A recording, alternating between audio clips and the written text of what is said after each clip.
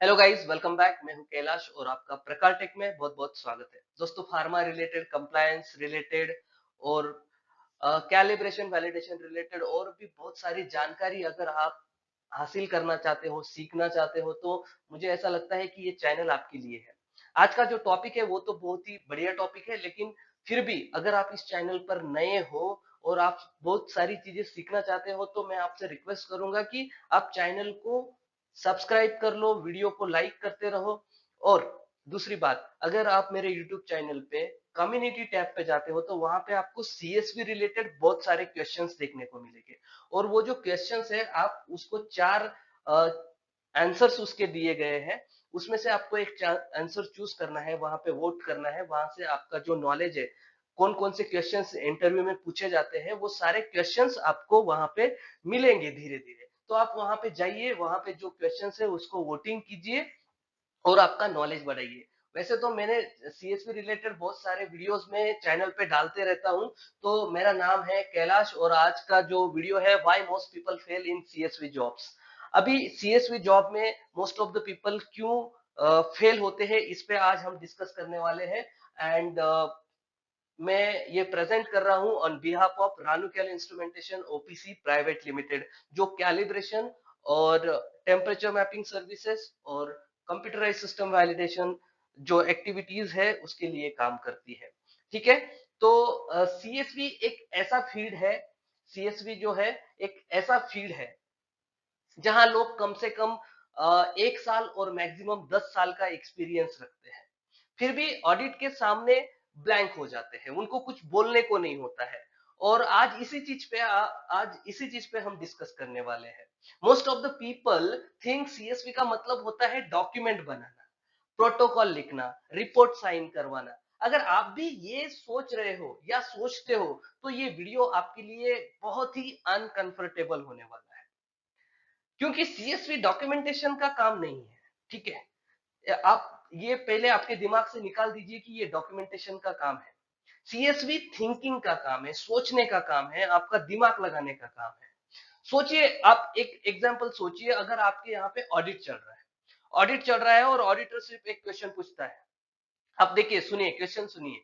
Why did you decide this control was sufficient? आपको पूछा गया है, why did you decide this control was sufficient? अब आप सोचोगे डॉक्यूमेंट परफेक्ट है, टेम्पलेट अप्रूव्ड है, कंसल्टेंट ने बनाया है, लेकिन आंसर आपका यहाँ पे क्लियर नहीं आता। ठीक है, क्योंकि आप डिपेंड डिपेंड करते हो कंसल्टेंट पे, आपके टेम्पलेट पे। ठीक है।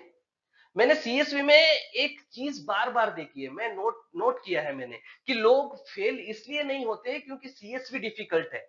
लोग फेल इसलिए होते हैं क्योंकि सीएसवी ऑनेस्टी डिमांड करता है, ट्रांसपेरेंसी डिमांड करता है, सिस्टम समझना पड़ता है, रिस्क लेना पड़ता है। वाई वाई जो होता है ना, WHY, पूछने का करेज चाहिए। क्यों? क्यों भाई, क्यों टेस्ट, क्यों इतना कंट्रोल, क्यों ये सारी चीजें, क्यों रिव्यू, ये पूछना पड़ता है। इस वीडियो में मैं आपको 10 रियल रीजन बताऊंगा जिनकी वजह से इंटेलिजेंट हार्ड वर्किंग लोग भी सीएसवी में फेल हो जाते हैं। ये थ्योरी नहीं है बॉस, ये ट्रेनिंग इंस्टीट्यूट का कंटेंट नहीं है जो मैं आपको कोई कोर्स दे रहा हूं, ये ऑडिट रूम से निकला हुआ एक ट्रूथ है। ठीक है। और अगर आप सीएसवी को सिर्फ एक जॉब नहीं, एक रिस्पॉन्सिबिलिटी की तरह देखते हो, आप खुद की रिस्पॉन्सिबिलिटी समझते हो, तो ये वीडियो आपका पर्सपेक्टिव बदल देगा। चलिए हम शुरू करते हैं, हमारे क्या वो 10 रीजंस है जिसके वजह से पीपल फेल होते हैं सीएसवी जॉब में।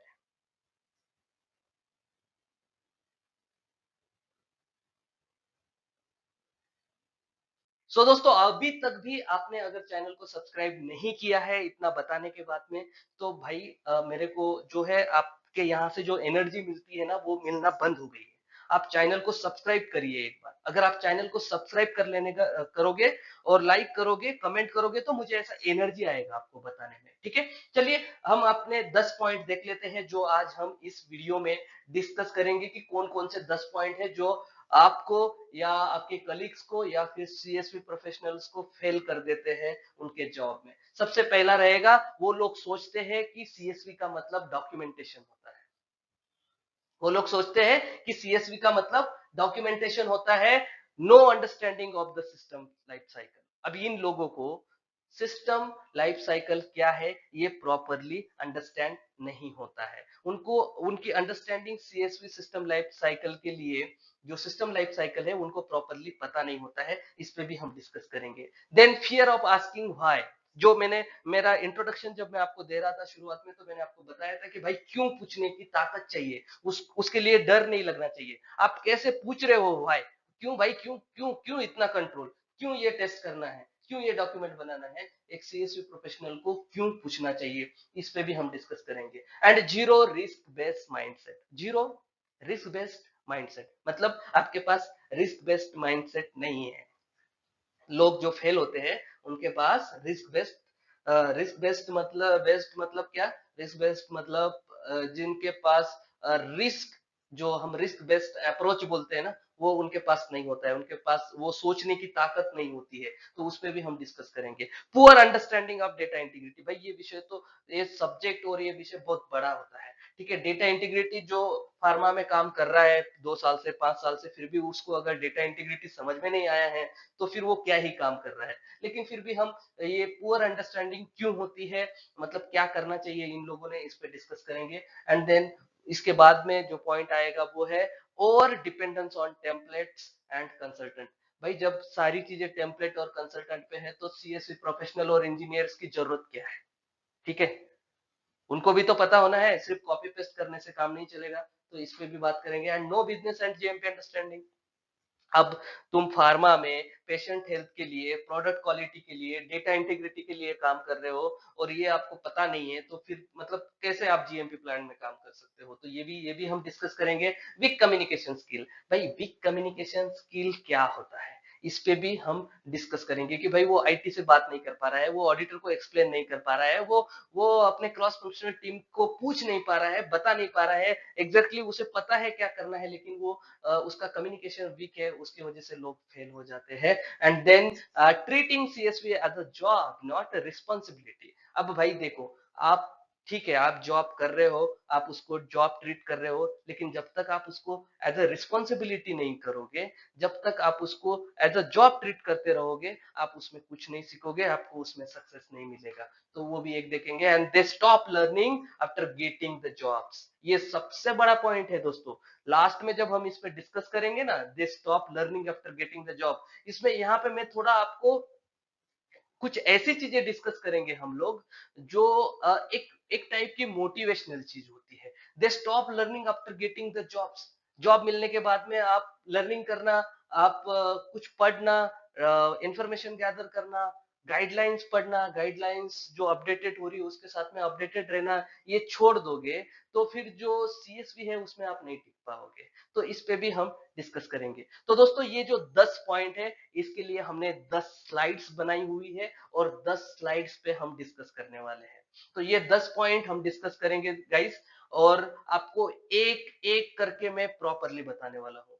तो मैं अभी से ये चाह रहा हूं कि अगर आप ये वीडियो यहां तक देख चुके हो तो आपको ये पूरा वीडियो एंड तक देखना है। आपका टाइम वेस्ट मत करो दोस्तों स्क्रॉल करने में, जो आप स्क्रॉल करते हो रील्स, उसमें ज्यादा टाइम वेस्ट मत करो। आपने ये वीडियो पे क्लिक किया है तो आप सीएसवी का कुछ तो सीखना चाहते हो, तो आपने ये वीडियो एंड तक देखनी है। आपको इसका जो है ना, वो जो टाइम आप ये अभी 15-20 मिनट मेरे साथ स्पेंड करने वाले हो ना, तो ये आपको आपका पर्सपेक्टिव चेंज करने वाला है कि आप एज एन सीएसवी प्रोफेशनल क्या सोचना चाहिए आपने। सीखनी तो बात अलग है, आईक्यू क्या है, वो क्यू क्या है, पीक्यू क्या है, यूआरएस क्या है, एफआरएस क्या है, ये चीजें सीखनी अलग है। लेकिन आपकी personality as an CSV professional क्या होनी चाहिए, ये सारी चीजें इस वीडियो में हम सीखने वाले हैं। ठीक है, तो चलिए हम नेक्स्ट स्लाइड पे चलते हैं और नेक्स्ट स्लाइड से हम वन बाय वन टॉपिक पे डिस्कस करते हैं। तो चलिए, ज्यादा टाइम वेस्ट तो मैं आपका करूंगा नहीं, तो चलिए। ओके, तो गाइज अब हम हमारा पहला जो टॉपिक है, first point, they think CSV is equal to documentation only, इसको डिस्कस करने जा रहे हैं। बड़े ध्यान से देखिएगा, क्योंकि यही जो टॉपिक है ना, ये थोड़ा हमें साइकोलॉजिकली समझना है। साइकोलॉजिकली मतलब हम लोग ये मान के चल रहे हैं कि सीएसवी का डेफिनेशन इटसेल्फ बोलता है कि it is an documented procedure, ठीक है। इसलिए लोग कंफ्यूज हो जाते हैं कि भाई ये डॉक्यूमेंटेड प्रोसीजर है तो डॉक्यूमेंटेशन ही होता है सीएसवी का मतलब। तो दोस्तों ऐसा नहीं होता है। मैं आपको एक एग्जांपल देने वाला हूं, और एग्जांपल में आपको सही से समझा पाऊंगा मैं कि एग्जैक्टली ये क्यों नहीं होता है। चलिए ठीक है, उसके पहले ये जान लेते हैं, if you don't understand how the system actually works your document are just decoration. हाँ भाई, मैं सही बोल रहा हूँ। अगर आप आपके सिस्टम को कैसे वर्क कर रहा है ये नहीं समझ पा रहे हो और डॉक्यूमेंट बना देते हो, तो वो डॉक्यूमेंट सिर्फ एक डेकोरेशन है। हाँ, वही डेकोरेशन जो हम दिवाली पे करते हैं, फेस्टिवल पे करते हैं, कार को करते हैं, गणेश पूजा में करते हैं, और दुर्गा पूजा में करते हैं। बहुत बहुत बहुत सारे फेस्टिवल के टाइम पे डेकोरेशन किया जाता है। तो मैं यही आपको बताने जा रहा हूँ कि if you don't understand how the system actually works, your document are just decoration, ठीक है। तो आपको सिस्टम समझना पड़ेगा। जब तक आप सिस्टम नहीं समझोगे तब तक आपको समझ में नहीं आएगा कि उसका वैलिडेशन कैसे करना है, ठीक है। तो आपको ये सारी चीजें मैं एक एग्जांपल दे रहा हूं, आप बस ध्यान लगा के सुनिए। और आप जब ध्यान लगा के इसे प्रॉपरली सुन लोगे तब आपको समझ में आ जाएगा कि भाई आपको सिस्टम क्यों समझना पड़ता है, ठीक है, क्यों समझना पड़ता है। ये स्लाइड के एंड में आपको समझ जाएगा कि आपको कभी भी ऐसे नहीं सोचना है कि सीएसवी मतलब डॉक्यूमेंटेशन ओनली होता है, ठीक है। तो अभी मैं आपको ये एसएपी सिस्टम जो है उसका मेंटेनेंस मॉड्यूल जो होता है उसका, अगर हम सीएसवी करते हैं सपोज, तो उसका सीएसवी करने के टाइम पे क्या क्या चीजें ध्यान में रहनी चाहिए और क्या क्या इसमें होता है, कैसे एसएपी पीएम का फ्लो है, मैं आपको ये समझाने की कोशिश करता हूँ। तो चलिए हम समझते हैं। अब देखिए, एसएपी पीएम मॉड्यूल में जब कोई इश्यू या एक्टिविटी आती है तो सबसे पहले सिस्टम में नोटिफिकेशन क्रिएट होती है, जिसमें इक्विपमेंट प्रॉब्लम, कैलिब्रेशन या प्रिवेंटिव मेंटेनेंस रिकॉर्ड होता है। उसके बाद इसी नोटिफिकेशन के बेस पर मेंटेनेंस ऑर्डर क्रिएट होता है, जहां काम का स्कोप डिफाइन होता है और रिस्पॉन्सिबल यूजर्स असाइन होते हैं। फिर यूजर ऑथोराइजेशन और क्लियरेंस अप्लाई होता है। मतलब कौन ऑर्डर क्रिएट करेगा, कौन चेंज करेगा या कौन अप्रूव कर सकता है, ये सिस्टम कंट्रोल करता है, ठीक है। अब ऑर्डर तब तक वैलिड नहीं होता जब तक वो रिलीज ना हो। और रिलीज का मतलब क्या है, सिस्टम ऑफिशियली एग्जीक्यूशन करने के लिए अलाउ करता है, मतलब एक्टिविटी करने के लिए। रिलीज के बाद एक्चुअल एग्जीक्यूशन होता है, जहां मेंटेनेंस या कैलिब्रेशन का काम परफॉर्म होता है, मतलब एक्चुअल एक्टिविटी होती है, ठीक है। और डेटा इंटर होता है, लाइक टाइम, डेट, क्या एक्टिविटी किया, ये सारी। उसके बाद वो सारा काम क्रॉस फंक्शनल टीम रिव्यू होता है, जहां इंजीनियरिंग काम वेरीफाई किया जाता है, क्यूए जीएमपी इम्पैक्ट चेक किया जाता है, और लास्ट में टेक्निकल कंप्लीशन, यानी कि सब कुछ ठीक रहा तो वो ऑर्डर क्लोज कर दिया जाता है, जिसके बाद ऑर्डर लॉक हो जाता है और डाटा चेंज नहीं होना चाहिए, ऐसी उसमें सुविधा होती है। जब सीएसवी प्रोफेशनल को ये पूरा फ्लो क्लियर होता है कि सिस्टम स्टेप बाय स्टेप कैसे वर्क करता है, तब वो सिर्फ डॉक्यूमेंट्स नहीं लिखता बल्कि सही यूआरएस लिखता है, रियलिस्टिक टेस्ट स्क्रिप्ट बनाता है, प्रॉपर टेस्टिंग करता है, और डॉक्यूमेंट भी लॉजिकल और ऑडिट डिफेंसिबल बन जाते हैं, क्योंकि उसको पता होता है कि सिस्टम में कौन सा स्टेप जीएमपी क्रिटिकल है और कौन सा सिर्फ सपोर्टिंग। तो आपको समझ में आ गया होगा कि ये जो सारा मैंने फ्लो बताया, ये सारा फ्लो अगर एक सीएसवी इंजीनियर या प्रोफेशनल को पता है तो उसका फायदा क्या है, बेनिफिट क्या है। मैं एक बार आपको फिर से बताऊं, बेनिफिट क्या है। वो सही यूआरएस लिखता है, रियलिस्टिक टेस्ट स्क्रिप्ट बनाता है, प्रॉपर टेस्टिंग करता है, और डॉक्यूमेंट भी लॉजिकल और ऑडिट डिफेंसिबल बन जाते हैं, ठीक है। तो ये डॉक्यूमेंट्स तो बन जाते हैं लेकिन रियलिस्टिक बनते हैं, ठीक है। यूआरएस करेक्ट लिखा जाता है, ठीक है, टेस्ट स्क्रिप्ट सही से बनाए जाते हैं, और प्रॉपर टेस्टिंग किया जाता है जब आपको द सिस्टम का एक्चुअल वर्क पता हो, ठीक है। इसलिए द ये नहीं सोचना है कि CSV is equal to documentation, यहाँ पे most of the people fail हो जाते हैं। तो आपको सिस्टम को समझना है, एक्चुअल में सिस्टम कैसे वर्क करता है। आई होप आपको ये पहला पॉइंट जो है समझ में आ गया होगा। और अगर आपको ये समझ में नहीं आया है तो आप कमेंट में बताइए कि आपको इसमें क्या समझ में नहीं आया है। मैं इस पे फिर से आपको अच्छे से कमेंट में आंसर करूंगा, या फिर मैं जो मेरा कम्युनिटी है, आप कम्युनिटी टैब पे जाइए, वहां पे बहुत सारे क्वेश्चंस होते हैं, क्वेश्चंस के आंसर आपको देने हैं, वोटिंग करनी है, और वहीं पे आप कमेंट भी कर सकते हैं आपके इश्यूज क्या है, और उस पे मैं वहीं पे आपको आंसर भी करूंगा। ठीक है, अब बढ़ते हैं हमारे दूसरे पॉइंट की ओर। हाँ, तो हमारा जो सेकंड पॉइंट है, no understanding of the system life cycle. ठीक है, अब no understanding of the system life cycle मतलब क्या भाई? Most failures happen because people don't know where they are standing. मतलब उनको पता ही नहीं होता है कि उनका सिस्टम अब कौन से फेज में है। अब जो सिस्टम लाइफ साइकिल के फेज होते हैं वो देखिए कौन कौन से होते हैं। कंसेप्ट होता है, डिजाइन होता है, टेस्टिंग होता है, ऑपरेशन होता है, मेंटेनेंस होता है, फिर रिटायरमेंट होता है। ठीक है, लेकिन हमको पता ही नहीं होता है कि हम कौन से फेज में हैं। तो अब ये पता नहीं होने से इश्यू क्या होता है पता है? आप समझिए, मैं आपको समझाता हूँ कि भाई सीएसवी जो है वो एक बहुत ही कॉमन और प्रैक्टिकल प्रॉब्लम होती है सीएसवी में, सिस्टम लाइफ साइकिल को इग्नोर करना। अब जहां सिस्टम बिना वैलिडेशन के 2-2 साल तक प्रोडक्शन में चल रहा होता है, मतलब मान लीजिए चल रहा है एक सिस्टम, और लोग डेली उस पे जीएमपी डेटा यूज कर रहे होते हैं, मतलब डेटा ले रहे हैं, बैचेस निकाल रहे हैं, लेकिन जैसे ही ऑडिट अनाउंस होता है ना, मैनेजमेंट प्रेशर में आकर बोलता है कि भाई जल्दी से वैलिडेशन स्टार्ट करो, बिना ये सोचे कि सिस्टम अब कंसेप्ट डिजाइन फेज में नहीं बल्कि पूरे ऑपरेशन फेज में है, उस पे आप बैचेस निकाल रहे हो। वैलिडेशन टीम डॉक्यूमेंट्स बनाना स्टार्ट कर देती है, आई क्यू ओ क्यू पी क्यू लिख दिए जाते हैं, लेकिन ऑडिट के दिन जब ऑडिटर एकदम साइलेंटली पूछता है ना, why are you validating now, तब टीम कंफ्यूज हो जाती है, क्योंकि ना इम्प्लीमेंटेशन के टाइम पे वैलिडेशन प्लान था, ना चेंज ना चेंजेस को चेंज कंट्रोल से मैनेज किया गया, और ना ऑपरेशनल फेज में पीरियोडिक रिव्यू हुआ। इसलिए लाइफ साइकिल बेस्ड जस्टिफिकेशन उनके पास अवेलेबल ही नहीं होता है, और यहीं से प्रॉब्लम स्टार्ट होती है, क्योंकि लाइफ साइकिल समझे बिना की गई वैलिडेशन सिर्फ पेपर वर्क बन जाती है, जो ऑडिट के सामने स्टैंड नहीं कर पाती है दोस्तों। मतलब जब आपको समझ में आ जाएगा कि करंटली आपका सिस्टम कहाँ पे है, वो कंसेप्ट फेज में है, या फिर उसका डिजाइन, या फिर टेस्टिंग, या फिर ऑपरेशन।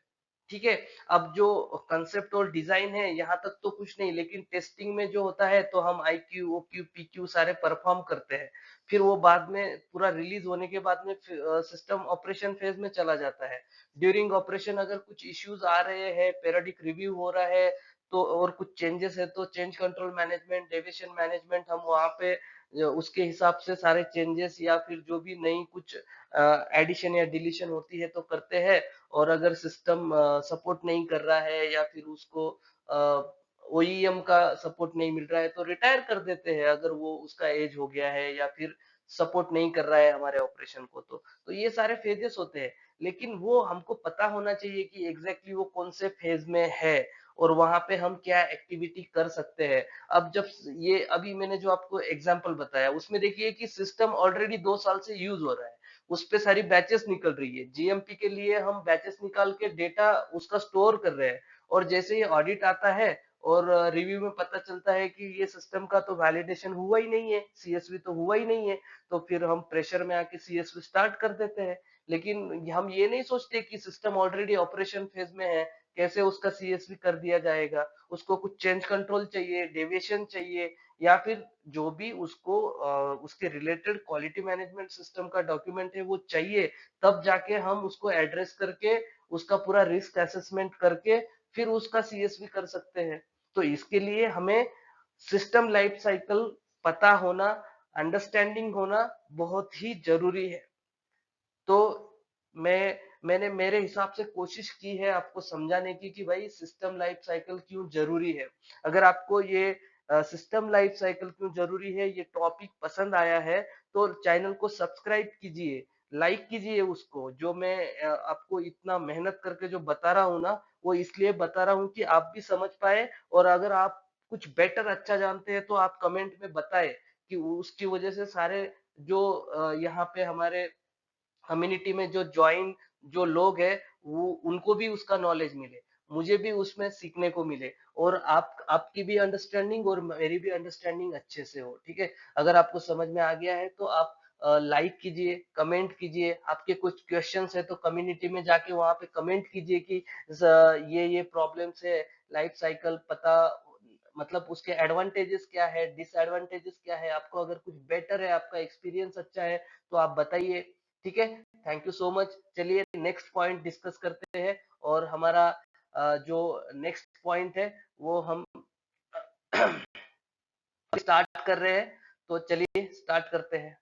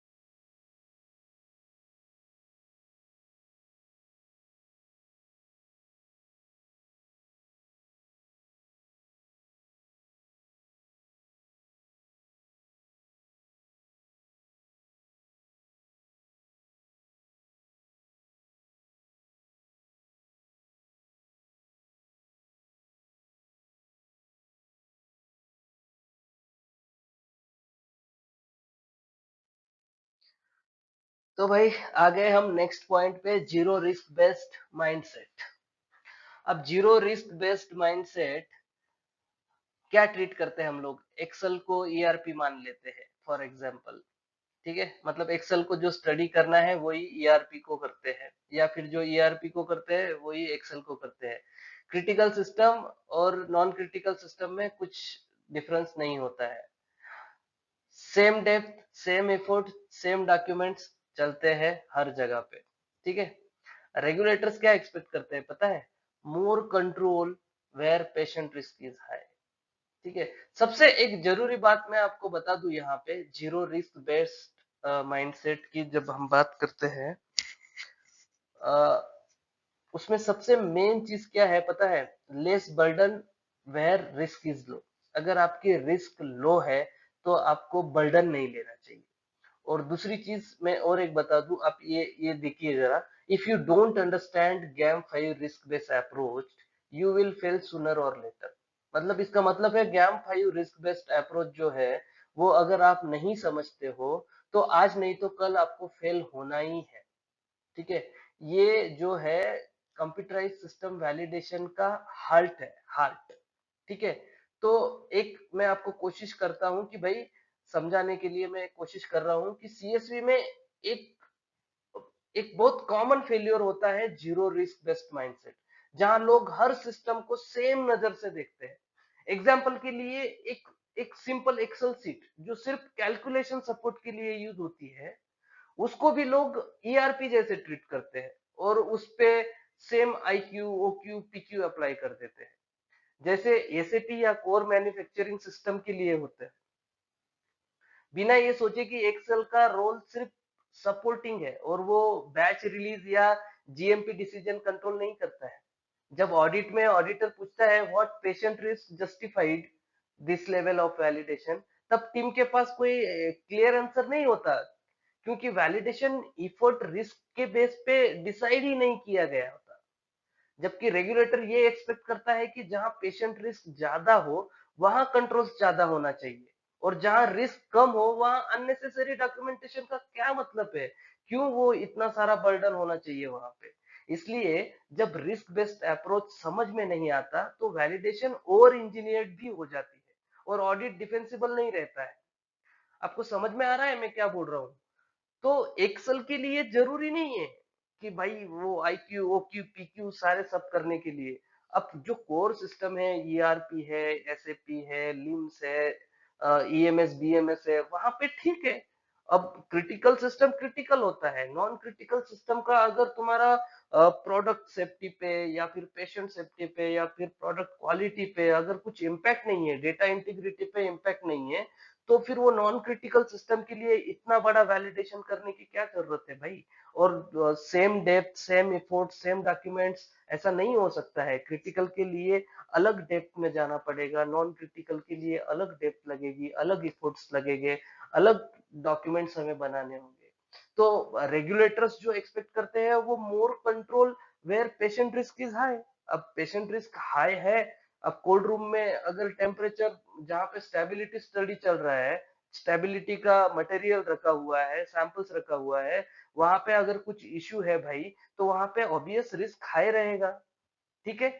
लेकिन जहां पे तुम्हारा रॉ मटेरियल आ रहा है और वहां पे आपके रॉ मटेरियल को कुछ टेम्परेचर लिमिट नहीं है, और वहां पे अगर कुछ टेम्परेचर रिलेटेड इश्यू हो जाता है, तो फिर अगर उसको वो डिफाइंड वो क्राइटेरिया नहीं है उसको, तो फिर वो वहां पे मतलब बर्डन लेने की जरूरत नहीं है, ठीक है। जहां पे कंट्रोल और डिफाइंड है, जिसका प्रोसीजर है जो डेविएट नहीं हो रहा है, तो वहां पे हम रिस्क ले सकते हैं। तो सिंपल मैं ये बोलना चाह रहा हूँ कि भाई, जहां पे पेशेंट को रिस्क है वहां पे आप हाई रिस्क जो है ले सकते हैं। हाई रिस्क लेने की वजह से आपको हाई मतलब ट्रेडिशनल वैलिडेशन करना पड़ेगा, ट्रेडिशनल फ्लो यूज करना पड़ेगा सीएसवी में।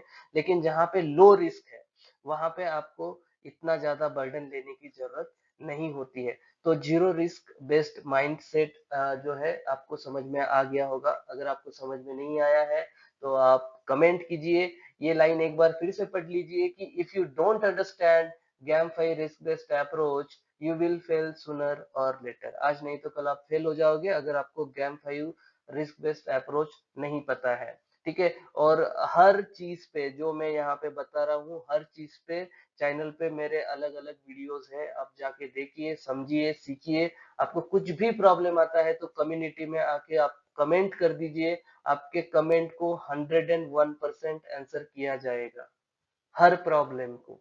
ठीक है, तो चलिए नेक्स्ट पॉइंट पे चलते हैं, नेक्स्ट पॉइंट डिस्कस करते हैं।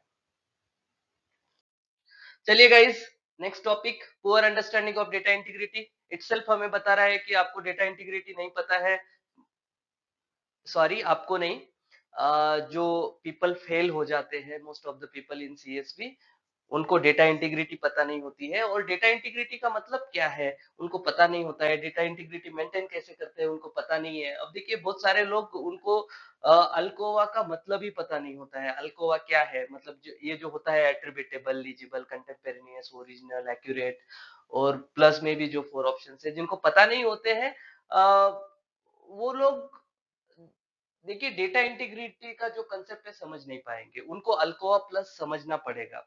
अल्कोआ प्लस में सारा डॉक्यूमेंटेशन बसा, मतलब बस गया है, पूरा डॉक्यूमेंट उसमें बस गया है। जिसको अल्कोआ प्लस करेक्टली आता है वो लोग डॉक्यूमेंट अच्छे से कर सकते हैं फार्मा इंडस्ट्री में। They can't explain audit trail.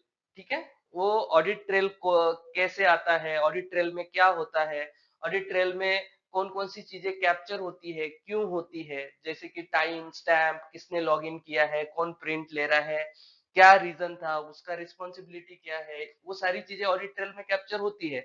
तो वो लोग एक्सप्लेन नहीं कर पाते हैं कि ये क्यों हुआ था एक्टिविटी ऑडिट ट्रेल में, क्योंकि वो लोग कभी रिव्यू करते ही नहीं है ऑडिट ट्रेल को। Ignore user access logic. अभी देखिए यूजर एक्सेस लॉजिक का मतलब क्या है कि मैं अभी इंजीनियर हूँ, एक कोई ऑपरेटर रहेगा, एक क्यूए रिव्यूअर रहेगा, बहुत सारी जो सुपरवाइजर रहता है, तो ये जो यूजर एक्सेस दिया हुआ होता है, ये लॉजिक समझना पड़ता है कि किसको क्या रिस्पॉन्सिबिलिटीज या ऑथोराइजेशन देना चाहिए। तो ये लोग, इनको ये पता नहीं होता है, and then treat backup as a IT headache. अब आईटी के लोग समझते हैं कि भाई ये जो बैकअप लेना है वो उनका हेडेक है। नहीं दोस्तों, ये डिजास्टर मैनेजमेंट का एक पार्ट होता है। ठीक है, तो ये उनको समझ में लेना पड़ता है। अब ऑडिटर क्या है, ऑडिटर्स ये सारी चीजें नहीं समझते हैं। उनको क्या चाहिए, उनको चाहिए one week data integrity answer. One week data integrity answer मतलब आपने एक गलत या पुअर आंसर दे दिया तो आपको वार्निंग लेटर मिल जाएगा, और वो लोग आपको वार्निंग लेटर दे देंगे। और आपके एक वार्निंग लेटर की वजह से, आपकी एक गलती की वजह से पूरी सजा जो है पूरे कंपनी को भुगतनी पड़ेगी, पूरे एम्प्लॉइज को भुगतनी पड़ेगी, मैनेजमेंट को भुगतनी पड़ेगी। तो ये जो 4 पॉइंट है, बेसिक पॉइंट है, ये कोई ऐसे पॉइंट नहीं है कि सिर्फ आईटी वाले ने करना है, सिर्फ इंजीनियरिंग ने करना है, सिर्फ प्रोडक्शन क्यूसी क्यूए ने करना, नहीं। ये सब जो गेट के अंदर चला गया वो आदमी को अल्कोआ प्लस पता होना चाहिए। उसको जो सीएसवी रिलेटेड पर्सन है उसको ऑडिट ट्रेल्स पूरा एक्सप्लेन करते आना चाहिए, ऑडिट ट्रेल के क्या क्या रिव्यूज होते हैं, ऑडिट ट्रेल में क्या क्या ऑप्शंस होते हैं उसको पता रहना है, यूजर एक्सेस कैसे डिफाइन करते हैं पता होना है, और बैकअप रिलेटेड सारी प्रोसीजर्स भी उसको पता होनी है। ठीक है, और एक चीज बताता हूं मैं आपको, सीएसवी में मतलब एक बहुत सीरियस फेल्योर होता है डेटा इंटीग्रिटी को लाइटली लेना। मतलब लोगों को पता होता है फिर भी लाइटली लेते हैं, जहां काफी लोग अल्कोआ प्लस को सिर्फ डेफिनेशन की तरह याद रखते हैं, मतलब इंटरव्यूज के लिए या फिर किसी को बताने के लिए, लेकिन प्रैक्टिकली ये नहीं समझते कि सिस्टम में डेटा कैसे जनरेट होता है, कौन इंटर करता है, कौन मॉडिफाई कर सकता है, और कौन रिव्यू करता है। ऑडिट के टाइम पे जब ऑडिटर पूछता है can you explain audit trail for this data, तो लोग सिर्फ इतना बोल देते हैं कि ऑडिट ट्रेल अवेलेबल है। अरे भाई लेकिन क्या है, कौन बताएगा, लेकिन ये एक्सप्लेन नहीं कर पाते हैं कि कौन से फीड का ऑडिट है, क्या कौन से फीड्स का ऑडिट ट्रेल कैप्चर होता है, कौन रिव्यू करता है, और कितनी फ्रीक्वेंसी से रिव्यू करता है, क्यों करता है। इसी तरह यूजर एक्सेस को लोग आईटी का हेडेक मानते हैं, और बैकअप को सिर्फ टेक्निकल एक्टिविटी समझते हैं, जबकि ऑडिटर्स के लिए ये सब डायरेक्ट डेटा इंटीग्रिटी कंट्रोल्स होते हैं। आप समझिए, इसलिए जब एक सिंपल सा डेटा इंटीग्रिटी क्वेश्चन का आंसर हम गलत दे देते हैं ना, तो ऑडिटर के माइंड में डाउट आ जाता है, डाटा रिलायबल है या नहीं, उसको क्वेश्चन पड़ता है। और एक ही जो गलत आंसर है डेटा इंटीग्रिटी का, वो पूरे सिस्टम को वार्निंग लेटर मतलब वार्निंग लेटर मिलाने की कोशिश करता है, उससे वार्निंग लेटर मिल जाता है और पूरे कंपनी को भुगतना पड़ता है ये सारी चीजें। तो आपको समझ में आ गया होगा कि भाई डेटा इंटीग्रिटी का महत्व कितना है। डेटा इंटीग्रिटी का महत्व बहुत ज्यादा है। एक डेटा इंटीग्रिटी का एक गलत आंसर आपको डायरेक्टली वार्निंग लेटर देता है। ठीक है, अगर आपको इसके रिलेटेड कुछ भी क्वेश्चन है तो मुझे कमेंट में बताइए। कम्युनिटी टैब पे जाइए, वहां पे आपकी कमेंट छोड़ दीजिए और उस पे आपको 100% आंसर मिलेगा। कम्युनिटी टैब में आपको क्वेश्चंस करने के लिए या फिर उस कम्युनिटी टैब में जो भी क्वेश्चंस अवेलेबल है वो समझने के लिए आपको चैनल सब्सक्राइब करना पड़ेगा। और एंड आई होप कि आप चैनल सब्सक्राइब कर चुके हो। चलिए बढ़ते हैं नेक्स्ट पॉइंट की तरफ। तो चलिए नेक्स्ट पॉइंट डिस्कस करते हैं, और dependence on templates and consultants. अब इसका मतलब क्या है कि आप पूरे डिपेंडेंट टेम्पलेट और कंसल्टेंट पे हो। देखिए मैं आपको एक चीज समझाता हूं। ये सीएसवी का एक मेजर फेल्यूर है, टेम्पलेट्स और कंसल्टेंट्स पे ज्यादा डिपेंड करना, जहां लोग टेम्पलेट्स को टूल की जगह फाइनल सॉल्यूशन मान लेते हैं। काफी केसेस में क्या होता है कि पुराने प्रोटोकॉल्स कॉपी कर लिए जाते हैं बिना ये देखे कि सिस्टम में चेंजेस हुए हैं या नहीं। कंसल्टेंट के वर्ड्स को डॉक्यूमेंट में डाल दिए जाते हैं जिन्हें इंटरनल टीम खुद एक्सप्लेन नहीं कर पाती, और ऐसे डॉक्यूमेंट सबमिट कर दिए जाते हैं जो सिर्फ पेपर पे करेक्ट लगते हैं भाई। ऑडिट के टाइम जब ऑडिटर एकदम साइलेंटली हमको पूछता है ना कि भाई हु प्रिपेयर्ड दिस डॉक्यूमेंट, और नेक्स्ट क्वेश्चन उसका क्या होता है, कैन यू एक्सप्लेन इट, तब रूम में वो ऑडिट रूम जो होती है ना उसमें साइलेंस छा जाती है, क्योंकि डॉक्यूमेंट समझा हुआ नहीं होता, सिर्फ फॉलो कर लिया होता है, जो जो कंसल्टेंट ने बोला, जो टेम्पलेट में है लिख दिया। और यहीं पे ये क्लियर हो जाता है कि टेम्पलेट्स दिमाग नहीं होता, टेम्पलेट सिर्फ एक टूल होता है, एक टूल है। और सीएसवी में जब आप अपने डॉक्यूमेंट्स को डिफेंड नहीं कर पाते ना, तो साइलेंस खुद एक फेलियर बन जाती है। फिर से एक ऑब्जर्वेशन हमें मिलता है। ठीक है, templates are tools not brain. आप यहाँ पे देखिए क्या लिखा है, templates are tools not a brains, failures happen when people copy old protocols without system changes. मतलब सिस्टम, वो ओल्ड प्रोटोकॉल्स को, जो पुराने सिस्टम में सारी चीजें लिखी हुई है वही चीज यहाँ पे कॉपी पेस्ट कर देते हैं, और फिर उसके वजह से प्रॉब्लम बढ़ जाती है। Use consultant language they can't explain. अब कंसल्टेंट भाई हायर लेवल के होते हैं, उसको लाखों रुपए मिलते हैं वो जो बड़े बड़े वर्ड यूज करने के लिए, और वही वर्ड हम यूज कर लेते हैं, उनकी लैंग्वेज यूज कर लेते हैं, लेकिन वो चीजें हम ऑडिटर के सामने एक्सप्लेन नहीं कर पाते हैं। तो ये गलती भी हम लोग करते हैं। इसी को बोलते हैं कि हम और dependence on template and consultant है। अब देखिए submit documents they can not defend, जो मैं आपको पहले बताया, हम ऐसे डॉक्यूमेंट सबमिट कर देते हैं जो हम डिफेंड नहीं कर पाते, उसको वो हम एक्सप्लेन नहीं कर पाते, क्योंकि उसमें बड़ी बड़ी बातें लिख दी जाती है, कॉपी पेस्ट कर दी जाती है, और उसको डिफेंड नहीं कर पाते हैं, और उसकी वजह से हमें ऑब्जर्वेशन मिल जाता है। अब ऑडिटर हु प्रिपेयर्ड दिस जब पूछता है और वो पूछता है कि कैन यू एक्सप्लेन इट, तो हम एक्सप्लेन कर ही नहीं पाते। क्यों नहीं कर पाते? क्योंकि हमने उसको चेक ही नहीं किया है, हमने सिर्फ कॉपी पेस्ट करके फॉलो कर लिया है। ठीक है, तो ये गलत चीज है। ठीक है ना, तो जैसे मैंने आपको बताया है कि ये ओवर डिपेंडेंस नहीं रहना है टेम्पलेट और कंसल्टेंट पे। अगर आप उस पे ओवर डिपेंडेंस हो तो आप ऑडिट को मतलब ऑडिट में आप आपके खुद के डॉक्यूमेंट डिफेंड नहीं कर पाओगे, और आपको उसका बड़ा लॉस हो सकता है, आपको बड़ा ऑब्जर्वेशन मिल सकता है। आई होप आपको समझ में आ गया होगा। एंड चलो अभी हम नेक्स्ट पॉइंट पे चलते हैं।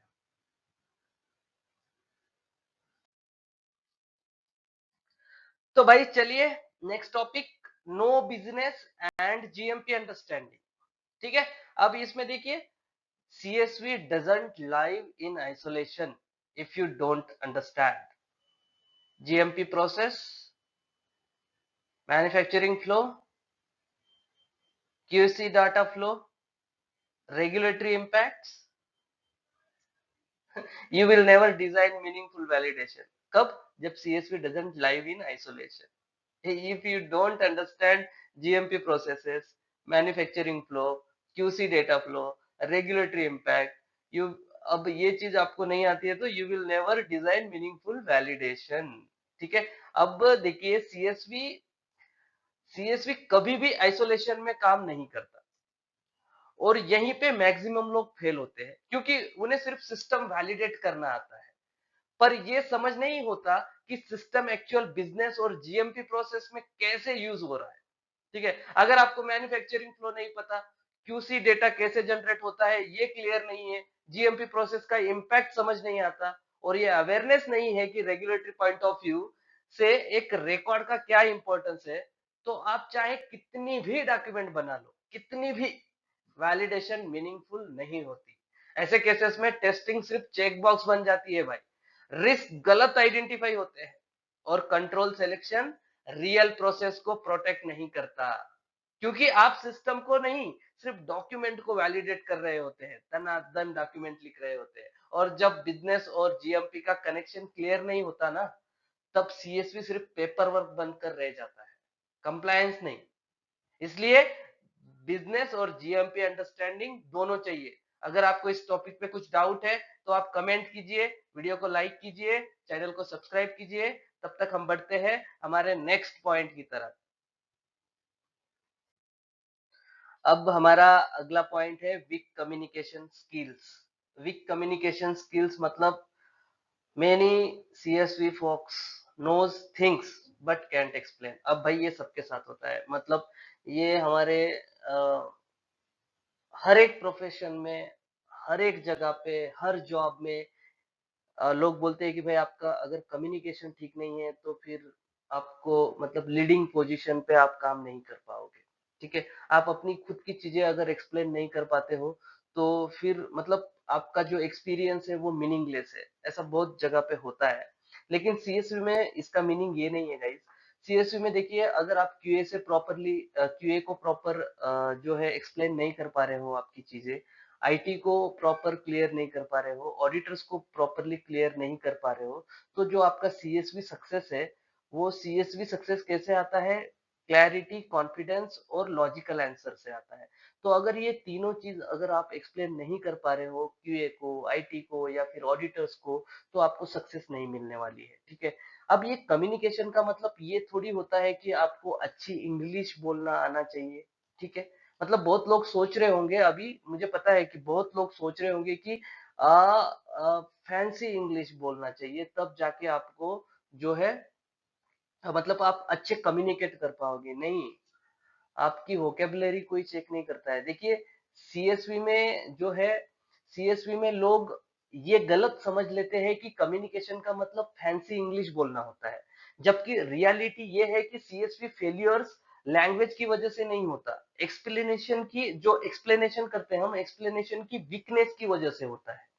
काफी सीएसवी प्रोफेशनल सिस्टम को समझते हैं, पर जब क्यूए पूछता है कंट्रोल का लॉजिक, आईटी पूछता है कॉन्फ़िगरेशन का रीजन, या ऑडिटर सीधा सवाल करता है आपसे व्हाई दिस टेस्ट, या फिर वो पूछता है how does this control protect data integrity in your plan, तब आंसर जो होते हैं ना वो अनक्लियर होते हैं, कॉम्प्लिकेटेड वर्ड्स यूज किए जाते हैं, पर हर लॉजिक मिसिंग होता है। ऑडिटर वोकेबलरी थोड़ी टेस्ट कर रहा है आपका, वो सिर्फ क्लैरिटी चाहिए, उसको कॉन्फिडेंस चाहिए, और लॉजिकल फ्लो देखता हो, वो लॉजिकल फ्लो देख रहा होता है। और इसलिए सीएसवी का सक्सेस मतलब फैंसी इंग्लिश नहीं है, बल्कि सिंपल लैंग्वेज में क्लियर सोच, कॉन्फिडेंट एक्सप्लेनेशन और प्रोसेस लिंक्ड आंसर चाहिए होता है। मतलब प्रोसेस को लिंक होना चाहिए अपना, आपका जो आंसर है आप देने वाले हो। आपको समझ में आ रहा होगा, अगर आप अपना डिसीजन सिंपल वर्ड में एक्सप्लेन नहीं कर सकते, तो शायद आपने डिसीजन खुद भी क्लियर नहीं सोचा है, आपने खुद भी उस पर स्टडी नहीं किया है, इसका सीधा सीधा मतलब होता है। आपको समझ में आ रहा है ना? यहाँ पे फैंसी इंग्लिश जो है होती है वो एक्सपेक्ट नहीं करता है ऑडिटर। ऑडिटर क्या चाहिए? ऑडिटर को चाहिए होता है कि भाई आपकी जो सोच है, आप जो भी बोल रहे हो वो उसमें लॉजिक होना चाहिए। आपकी वहां पे वोकेबलरी टेस्ट नहीं हो रही है, आपको आपको सिर्फ क्लैरिटी देनी है, आप क्या बोलना चाहते हो, उसमें कॉन्फिडेंस दिखना चाहिए, और जो भी आंसर आप बोल रहे हो वो लॉजिकल चाहिए, जो क्वेश्चन पूछा गया है उसको लिंक चाहिए, वो जो भी आपका प्रोसेस है उसके साथ में लिंक्ड होना है। आप ये नहीं चाहिए कि भाई मतलब आपको बहुत ज्यादा फैंसी इंग्लिश वर्ड बोलना है तब जाके आपकी जो कम्युनिकेशन है वो बहुत अच्छी होगी। मैं यहाँ पे इंग्लिश के बारे में नहीं बोल रहा हूँ, मैं आपको ये नहीं बोल रहा हूँ कि आप इंग्लिश मत सीखिए या फिर आपको इंग्लिश नहीं आएगी तो भी चलेगा, नहीं, मैं ये नहीं बोल रहा हूँ, मैं ये बोल रहा हूँ कि आपका बताने का जो तरीका है उसमें फैंसी वर्ड्स यूज करने की जरूरत नहीं है। आप क्लैरिटी दे दीजिए, टेक्निकल चीजों में इजीली फैंसी वर्ड्स के फैंसी वर्ड से उसकी जरूरत भी नहीं पड़ती है, ठीक है। आप अच्छे से अगर आपने डिसीजन सिंपल वर्ड्स में जो है बताया है, तो मतलब एक्सप्लेन किया है, तो वो ऑडिटर एक्सेप्ट कर लेता है। लेकिन आप सिंपल वर्ड में अगर एक्सप्लेन नहीं कर सकते तो शायद मुझे ऐसा लगता है कि हम खुद वो डिसीजन को जो है क्लियर सोच नहीं पाते हैं, क्लियर स्टडी नहीं कर पाते हैं, इसलिए हम क्लियरली एक्सप्लेन भी नहीं कर पाते हैं, ठीक है। तो यहाँ पे इंग्लिश मैटर नहीं करती है, आपकी जो स्टडी है, आपने जो उस पे सोचा है, जो उसको उस पे जो स्टडी किया है वो यहाँ पे मैटर करता है कि अगर आपने अच्छे से स्टडी किया है तो आप अच्छे से एक्सप्लेन कर पाओगे। अगर आपको यहाँ पे कुछ डाउट्स है तो आप कमेंट में आप क्वेश्चन पूछ सकते हैं, हम उस पर और भी डिस्कशन करेंगे। अब चलते हैं हमारे अगले पॉइंट्स की तरफ। तो भाई हमारा जो अभी ये टॉपिक है, treating CSV as a job not responsibility. अब CSV mistakes don't just fail audit, they can delay batches, cause recalls, harm patients. People who don't feel this responsibility never grow.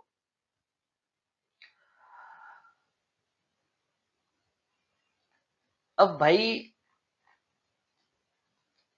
CSV में जब लोग इसको सिर्फ एक job समझने लगते हैं ना, मतलब ये स्लाइड पे क्या बोले हम, सीएसवी में जब लोग इसको सिर्फ जॉब समझने लगते हैं ना, तब सबसे डेंजरस मिस्टेक होती है।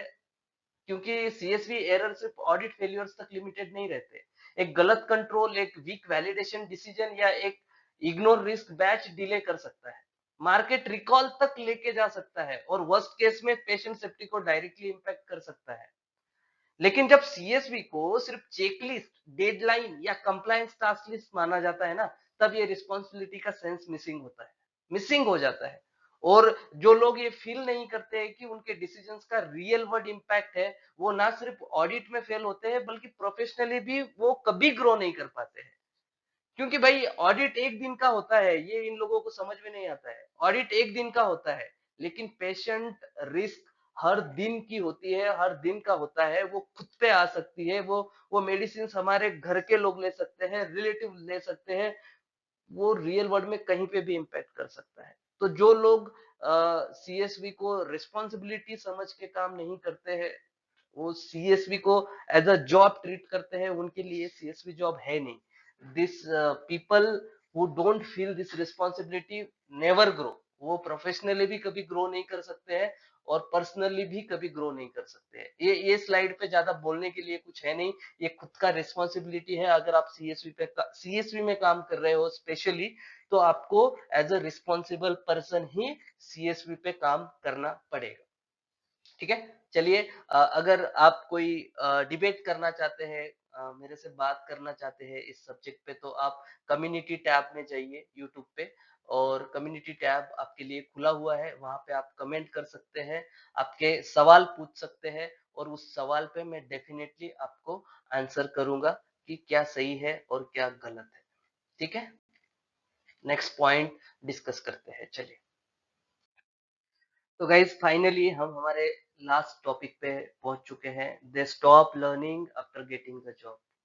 अब ये तो मतलब हर एम्प्लॉय की ये होती है सोच कि एक बार जॉब मिल गया तो वो रिलैक्सेशन फील करता है। लेकिन भाई सीएसवी का जॉब ऐसा नहीं है। सीएसवी में रेगुलेशंस इवॉल्व होता है, ऑडिटर एक्सपेक्टेशन चेंज होते रहते हैं हर टाइम पे, गाइडलाइंस अपडेट रेगुलरली होती रहती है, हर बार कोई ना कोई गाइडलाइंस जो है अपडेट होती रहती है। बट मेनी सीएसवी प्रोफेशनल्स जो है never study audit trends, audit trends क्या चल रहा है, किसे वार्निंग लेटर मिल रहा है, सीएसवी में क्या अपडेट्स है, नहीं देखते हैं। Never read warning letters, right, and never upgrade skills also. अब यहाँ पे एक चीज देखिए, सीएसवी पनिशेस स्टैग्नेशंस। अगर आप स्टैग्नेंट हो गए तो सीएसवी आपको पनिश करता है, ठीक है। अब देखिए सीएसवी में सबसे पहली और सबसे डेंजरस फेल्योर तब स्टार्ट होती है जब लोग मिल मतलब जॉब मिलने के बाद सीखना बंद कर देते हैं। जबकि सच ये है कि सीएसवी कभी स्टैटिक नहीं होता। रेगुलेशंस इवॉल्व होते रहते हैं, ऑडिटर्स एक्सपेक्टेशन हर साल थोड़ी और शार्प होती जाती है और गाइडलाइंस क्वाइटली अपडेट होती रहती है बिना अनाउंसमेंट के। लेकिन काफी सीएसवी प्रोफेशनल्स अपनी अंडरस्टैंडिंग को वही फ्रीज कर देते हैं जहां उनका लास्ट प्रोजेक्ट खत्म हुआ था या फिर उन्होंने किया था। वो ना तो रिसेंट ऑडिट ट्रेंड्स फॉलो करते हैं, ना वार्निंग लेटर्स पढ़ते हैं और ना ही नए सिस्टम्स, क्लाउड टेक्नोलॉजीज या रिस्क बेस्ड अप्रोचेस के साथ खुद को अपडेट करते हैं। फिर ऑडिट के टाइम जब ऑडिटर नए एंगल से सवाल पूछता है तो आंसर आउटडेटेड लगते हैं, जस्टिफिकेशन वीक पड़ जाती है और वही पर्सन को जो कल तक कॉन्फिडेंट था सडनली डिफेंसिव हो जाता है। सीएसवी में स्टैग्नेशंस लाउडली फेल नहीं होती, लेकिन वो साइलेंटली पनिश करती है। पहले कॉन्फिडेंस गिरता है, फिर क्रेडिबिलिटी और आखिर में ग्रोथ रुक जाती है, क्योंकि सीएसवी में सिर्फ काम करना काफी नहीं होता, कंटिन्यूअस लर्निंग ही सर्वाइवल है। आपको कंटिन्यूअस लर्निंग करनी पड़ेगी सीएसवी में रहने के लिए। और इससे ज्यादा इस मतलब इस स्लाइड पे हम बात नहीं कर पाएंगे। आप खुद समझदार हो, आप समझ सकते हो कि कंटिन्यूअस लर्निंग करने के क्या क्या बेनिफिट्स है। अब ये लास्ट स्लाइड है तो मैं आप सबको रिक्वेस्ट करूंगा कि ये जो पूरा स्लाइड बनाया गया, प्रेजेंट किया गया on the behalf of Ranukail instrumentation OPC private limited, तो मुझे आप लोगों की फीडबैक चाहिए कि ये सेशन कैसा रहा, ये वीडियो कैसा रहा, ये जो प्रेजेंटेशन है ये कैसा रहा, इससे आपको कुछ हेल्प हो सकती है या नहीं हो सकती है, क्या इम्प्रूवमेंट होना चाहिए, क्या इम्प्रूवमेंट हम लोग कर सकते हैं।